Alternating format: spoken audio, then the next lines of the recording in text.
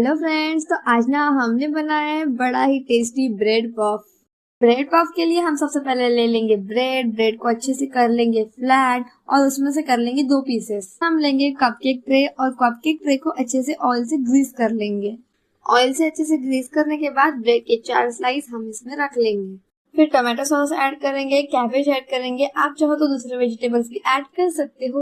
Oregano sprinkle कर लेंगे, फिर लेंगे टेस्टी अमूल चीज का स्लाइस और फिर ऐड करेंगे मेयोनीज और अच्छे से ब्रेड के स्लाइस कवर कर लेंगे। उसके बाद कन्वेक्शन मोड ऑन करके 150 डिग्री पर 10 मिनट्स में हम हमारा ब्रेड पफ बेक कर लेंगे। और यहाँ ब्रेड पफ बड़ा ही टेस्टी बना है, आप भी जरूर ट्राई करना। Okay bye, please like and subscribe.